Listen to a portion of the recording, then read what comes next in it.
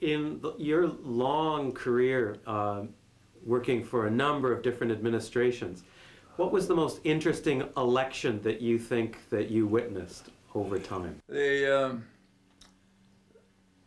most interesting one for me personally was the election of JFK, John F. Kennedy. He was a good personal friend.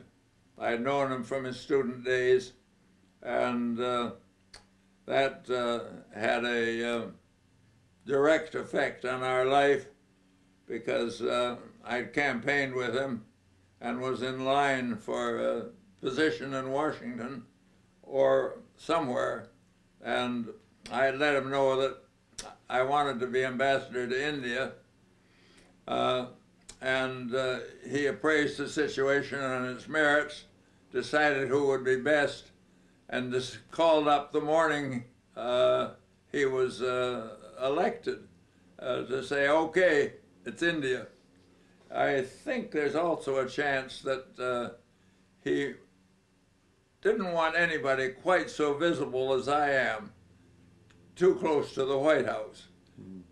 But I spent the next several weeks with him there as the administration got underway.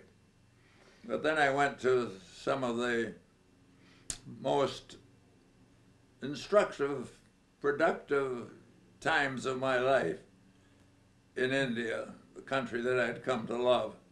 Why did you say to JFK, I want India? Why? I'd been there as an advisor to the Indian government in the 1950s, and I had become, as so many others, attracted by India, attracted by Indian architecture, attracted greatly by Indian art, on which I've spent a large part of my studious study life, and I've written a book on it.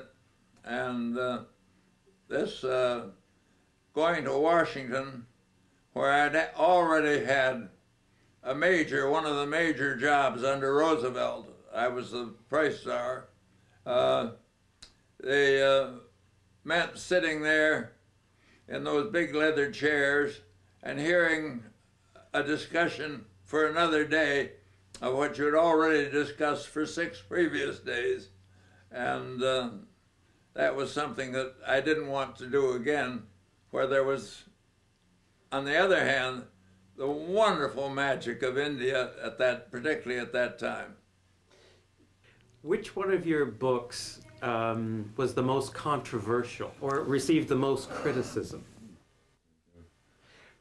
My most controversial book was The New Industrial State, which came after the Affluent Society, and argued that we'd gone away from competition to the great corporation as the power in the economy.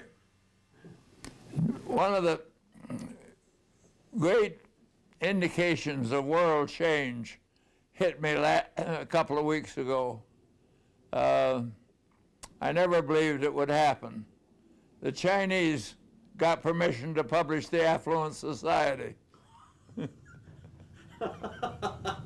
No, who would have thought in your lifetime that would have happened? They paid me $1,800 for the first 30,000 copies.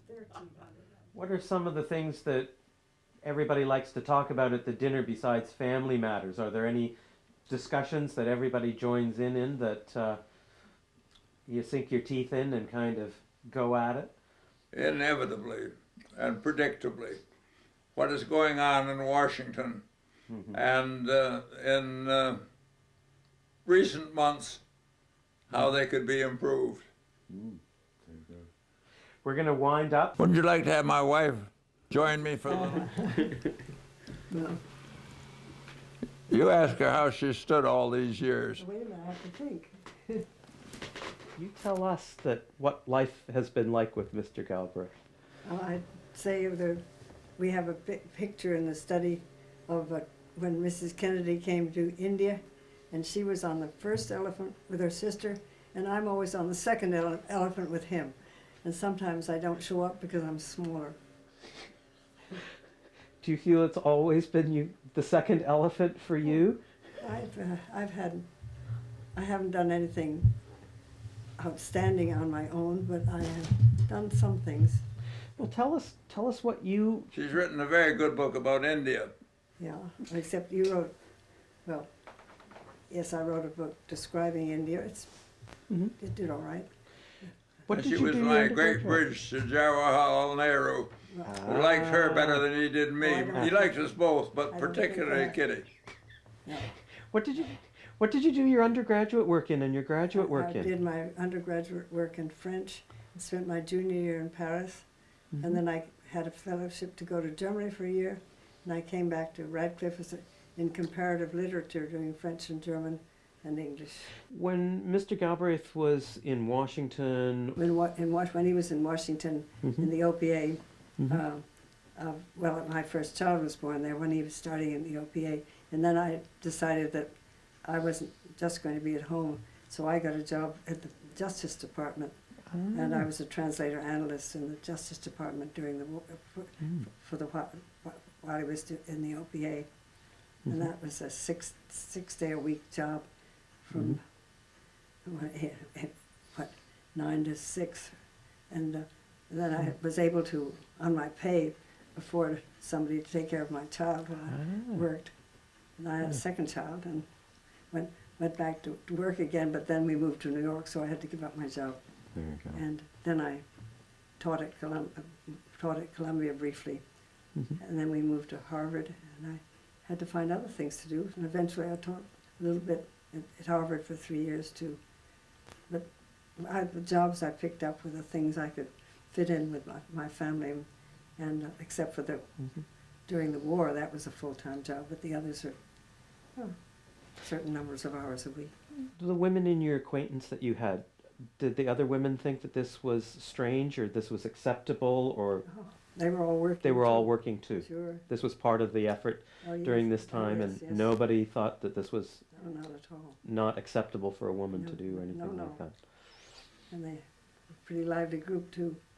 We had very interesting carpools in Washington during the war. Especially I would be hearing a special news commentator who would be attacking my husband and saying, because of his keeping down the prices, and they would hear about what Fulton Lewis Jr. said about him, and how he must go. My wife and I met in 1936. I was an instructor at Harvard, and she was a recent graduate of Smith College, summa cum laude. Her undergraduate record was considerably better than mine. And she was slender, beautiful, intelligent, and I was immediately attracted to her one day when we had lunch together with some others in an extremely inexpensive restaurant at Harvard Square. And we were married, spent the year 37-38 at Cambridge University in England, with which I'm still connected. I'm a senior fellow there now until my ultimate demise, life appointment. If anything goes wrong, I can always go to Trinity College and have 3 meals a day. And we've, as I say, been happily married all that time.